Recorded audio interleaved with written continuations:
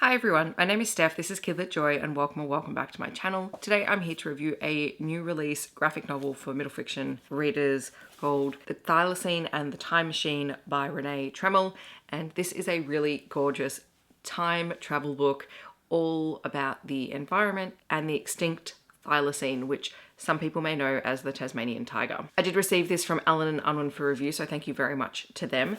The blurb on the back says, "Buckle up, the time machine awaits. Join Violet and her dog Tassie and her new friend Thyla, the ghost of the last Tasmanian tiger, on a wild ride to learn all about the legendary, elusive and extinct thylacines. Could there still be hope for one of Australia's most missed and misunderstood native animals? Packed full of fascinating facts about the terrible past and exciting future of the Tassie tiger." So this book is part fiction, part fact. It does look at the research that is being done into the extinct thylacines and the potential for trying to bring them back. And it's done in a really cool format. So it isn't a graphic novel, it is color, but the color palette is minimal. And it kind of uses the style of A Christmas Carol in terms of traveling to the past, the present and the future. And each of those sections is colored differently. So there is the beginning of our book where we are finding out about Violet, about Tassie. Violet is researching the Tasmanian tiger for a school project, and she somehow awakens the ghost of the last Tasmanian tiger. And Thyla is determined to help Violet understand the history of the thylacines, the present day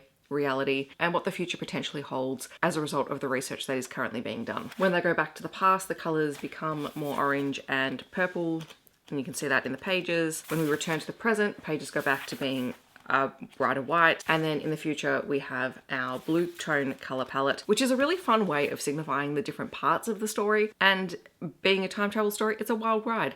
They are traveling back in time through this really rusty, broken down old car, and Thyla is our guide. And along the way, Violet meets a lot of interesting people. So she meets scientists, she begins to investigate sort of what happened in the past, what caused the extinction of the thylacines. Essentially, they were given a bit of a bad rap and they were hunted because farmers thought that they were going to steal their livestock. And the thylacines, being the top predators in their category, meant that once they were gone, other animals rose in abundance, which also causes problems. So we have an environmental cycle that is ongoing. So it's a really great story to talk about humans' impact on the environment and the flow-on effects of that even to the present day. The present day does explore the current research that is being undertaken at research facilities in Australia, which is amazing. I didn't know a lot of that was going on. And then the future section looks at the potential of what that could be. And there's plenty of humorous moments that make it really fun and engaging for readers. By the time Violet gets back to the present day, she's ready to finally type up her report for school, and she's also able to share a lot of the knowledge that she has learned. There's also an extra section at the end that goes into a little bit more depth about the current day research and